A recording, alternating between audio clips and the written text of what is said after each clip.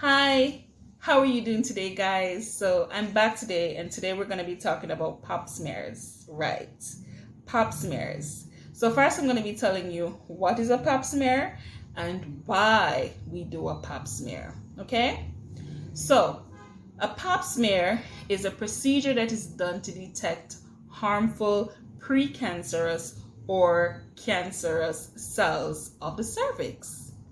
We do the pap smear by taking a swab, something like this, a very soft swab, and then we take a sample of the cells of the cervix and we put it on a slide like this, and then that is placed under the microscope to identify if there are any abnormal cells there that can cause cancer or if there's actually cancer that is present.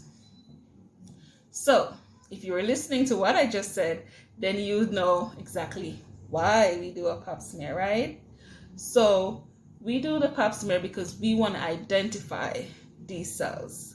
When we identify these cells early, it is easier for you to prevent cancer or stop it from metastasizing or spreading all over the body.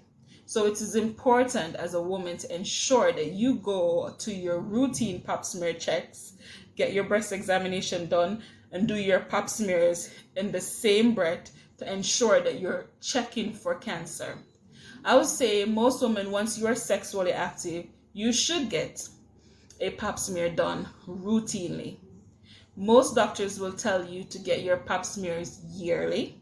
Some will say 6 monthly, some will say every 2 years, some will say every 3 years, but most times it depends on one, if your family member, if you have a family member that has cancer or died from cancer, it's always good to check up on yourself more routinely.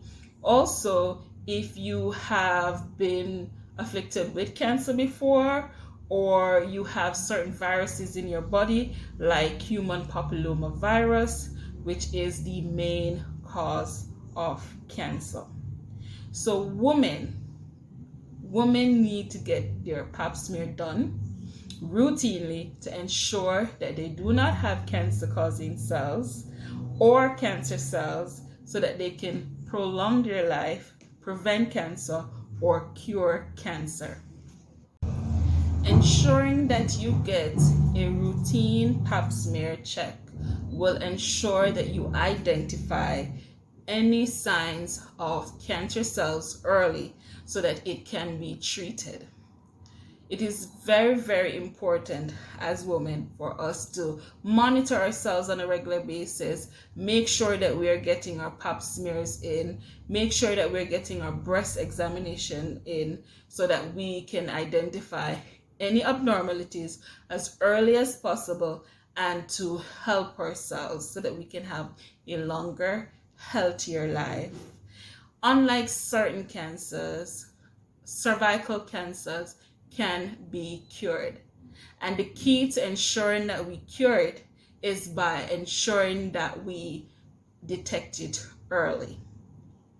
One of the main causes, as I was saying before, of cervical cancer is human papilloma virus, for short HPV.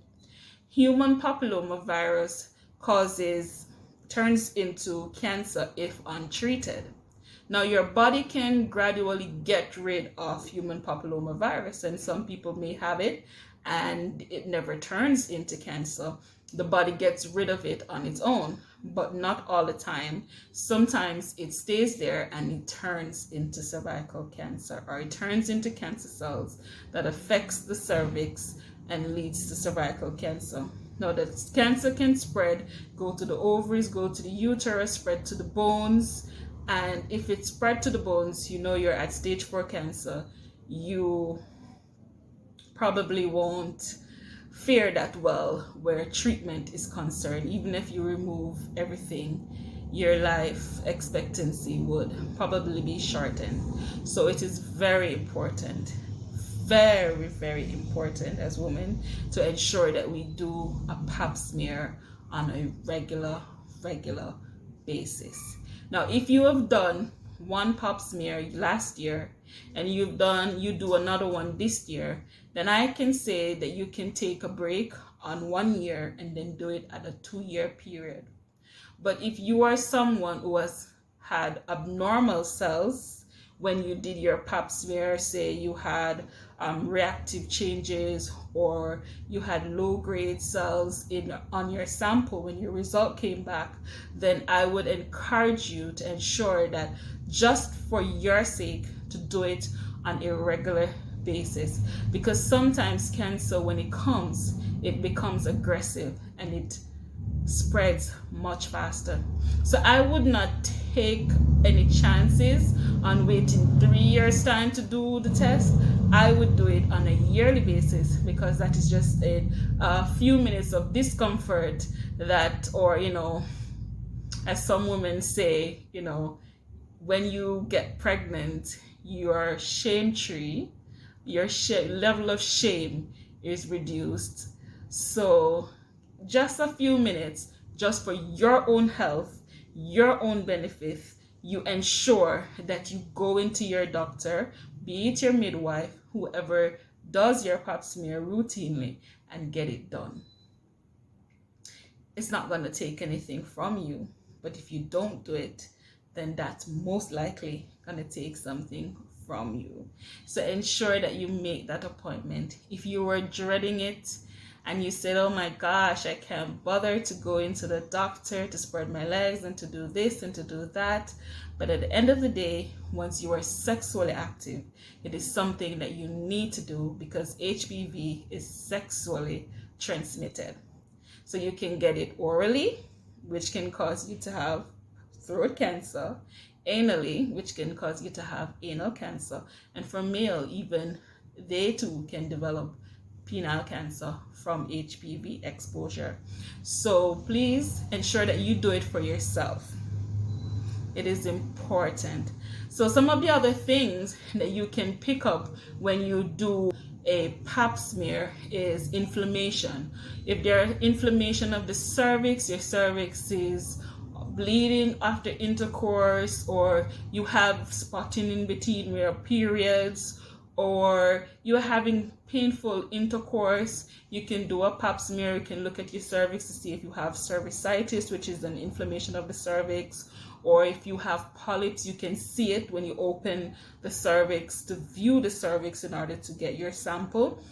If you have an active infection there, when you open the cervix to view, you can see the infection, and then you can do your pap smear still, or defer depending on how bad the infection is.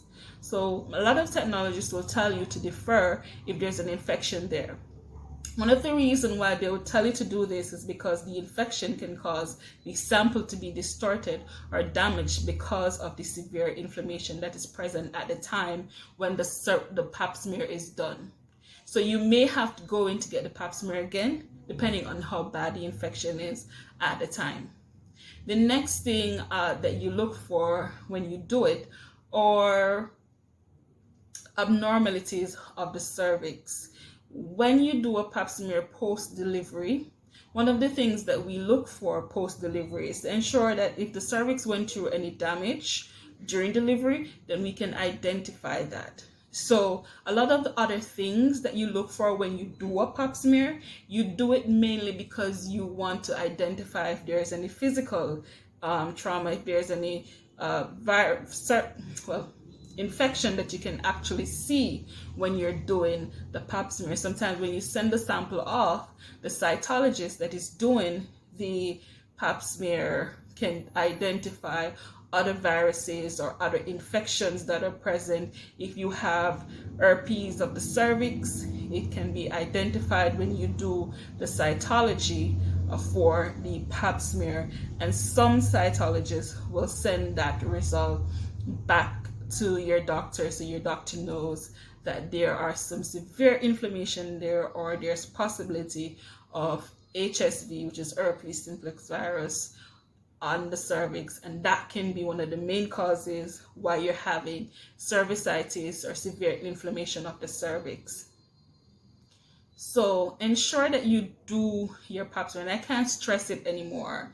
Ensure that you do your pap smears on a regular basis every year. If you have 2 normal pap smears, then you can do it.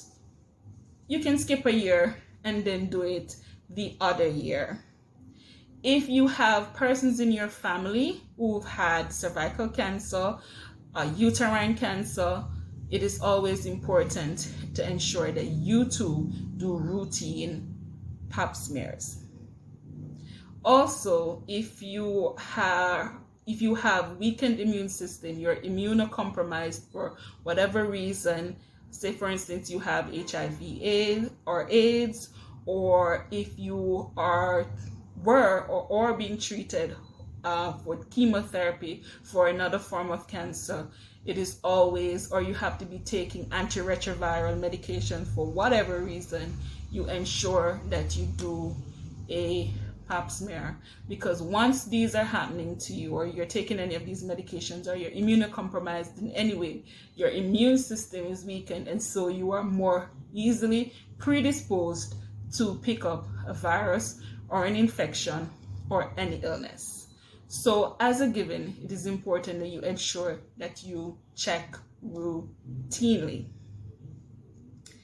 If you have any questions, please do not be afraid to throw them out in the comment section. If you want me to talk on something, you can also mention it in the comment section. I'll be more than happy to answer any of your questions and to talk on a topic that you'd like me to discuss. The next thing we're going to be talking about in my next video is some of the needs. Why do we need to do a pap smear? Also, we're going to talk about when it is done, and then who actually needs to get the pap smear. I covered some of it in this video, but I will expound on it a little bit more in the next video. I'll also talk about how to prepare for your pap smear and so on, so you don't have an abnormal pap smear because you did not do the right thing before you go into your practitioner or your midwife to get your pap smear done. Let me ask you today again, did you subscribe? Have you clicked on the notification bell? Have you liked? Are you sharing my videos? Please ensure you share my videos, you like, you subscribe, and click on the notification bell to ensure that each time I upload a video, you are the first person to get on the list to view and to see what is going on. For your health, which is your wealth, this is your girl Taylor. Have a wonderful day, and I'll see you in the next video. Remember to like and subscribe.